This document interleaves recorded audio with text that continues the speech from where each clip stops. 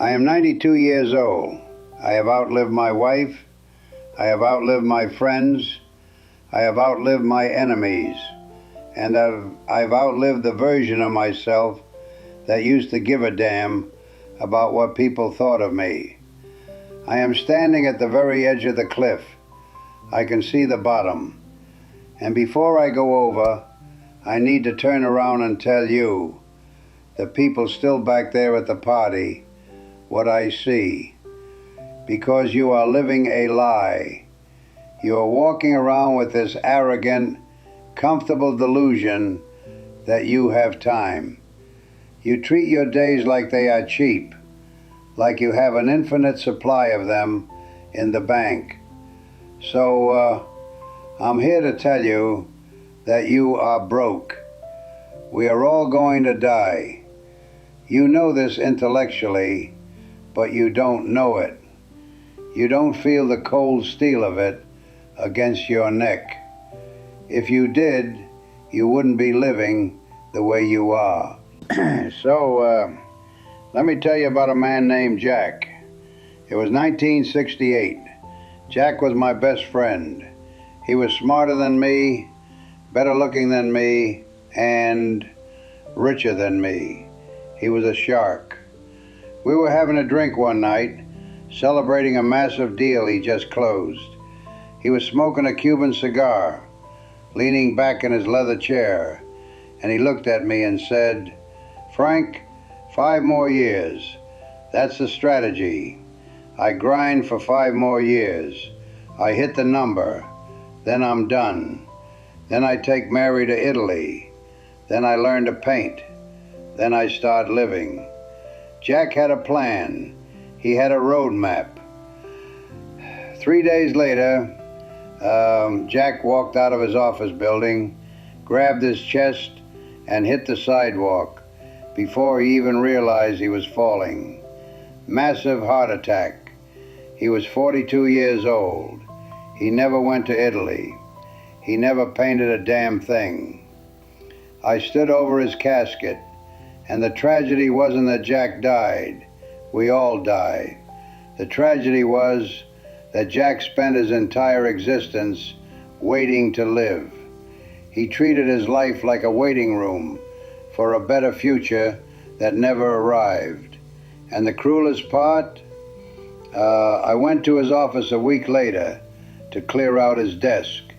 His calendar was booked for the next 6 months. His inbox was full of urgent messages. The world didn't stop because Jack died. His company replaced him in 2 weeks. His clients forgot his name in a year. And right now, looking at you, I see Jack. You are telling yourself the same lie. I'll be happy when I get the promotion. I'll take the trip when the kids are older. I'll forgive my brother when he apologizes. Let me give you a hard fact from a 92-year-old man. There is no later. There is only now.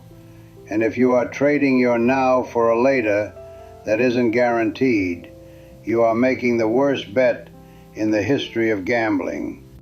Let's talk about your stuff. I look at your generation. You are obsessed with accumulation. You buy things you don't need, with money you don't have, to impress people you don't even like. I live in a small room now. I have a bed. I have a chair. I have a picture of my wife. I used to have a big house. I used to have luxury cars. I used to have a garage full of toys. And I am telling you, with the absolute clarity of the end game, it is all garbage. I have been to a lot of funerals. I have never, not once, seen a U-Haul trailer following a hearse. When you die, your kids are going to hire a stranger to come into your house and throw 90% of your precious stuff into a dumpster. The other 10%, they'll sell at a yard sale for quarters. That is the sum total of your materialism. Future trash. So why are you putting yourself down so far to buy it? Why are you working 60 hours a week, missing your daughter's childhood, to pay for a car that sits in traffic? It is madness, and you won't realize it's madness until you are sitting where I am sitting, and by then it is too late to return the merchandise. Let me tell you about the big victory. It was 1979. I won the Businessman of the Year award in my city. Big banquet, black tie. I walked up to the podium. People applauded. I felt like a god. I felt like I had won the game. I went home that night holding the trophy. My house was dark. My wife Eleanor was asleep. My kids were asleep. I sat at my kitchen table, alone, drinking a scotch, staring at this piece of glass, and I realized the applause had stopped. The people at that dinner didn't care about me. They cared about what I could do for them. And the people upstairs, the people who actually loved me, I had neglected them for months to win that piece of glass. I missed my son's varsity games to stay late at the office. I missed my anniversary dinner to close a merger. And for what? That trophy is currently in a box in a basement somewhere. I don't even know where it is. But the memory of my wife's sad eyes when I told her I couldn't make it to dinner, that is right here. That stays. You think your career is your legacy? It's not. It's a transaction. You are selling the hours of your life, hours you will never ever get back, to build someone else's castle. If you drop dead today, your job would be posted online before your obituary. Do not worship at the altar of your career. It will not love you back. It will not hold your hand when the lights go out. So, what matters? If the money is fake, and the career is a trap, and the stuff is garbage, what is left? I'll tell you. The only things you get to keep are the things you gave away. The love you gave, the time you gave, the connection. I sit here in this chair and I don't replay my business deals. I replay the Sunday mornings with Eleanor. I replay the sound of my daughter laughing when she was 3. I replay the time I helped a stranger push his car out of a snowbank. That is the only wealth there is. So here is my challenge to you. Here is the no BS strategy for the rest of your life. Number 1, kill your ego. You are so terrified of looking foolish. You don't take the risk. You don't start the business. You don't ask the girl out. Why?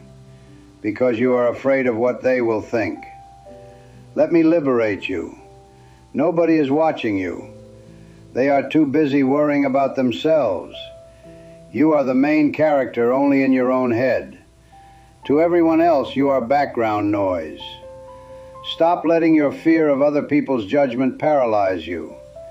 Their judgment will rot in the ground right next to them. Number 2, practice the last time. This is a Stoic technique, and it will change your life. Every time you do something, anything, remind yourself that one day you will do it for the last time. One day you will pick up your child for the last time. One day you will kiss your spouse for the last time. One day you will drink a cup of coffee for the last time. You don't know when that day is. It could be 10 years from now. It could be today. If you live with that knowledge, you will never take a moment for granted again. You will taste the coffee. You will hold the hug a little longer. Number 3, wake up. I'm 92. My back hurts. My eyes are dim. But you have the golden ticket. You have your health. You have your youth. And you are spending it scrolling through a phone? You are numbing yourself? Stop it. Go outside. Feel the wind. Look at the sky. Call your mother. Forgive your enemy. Not for them, but because you don't have time to carry the luggage of hate anymore. We are all going to die. It is the only guarantee we have. But most people never actually live. They just exist. They stay safe. They stay comfortable.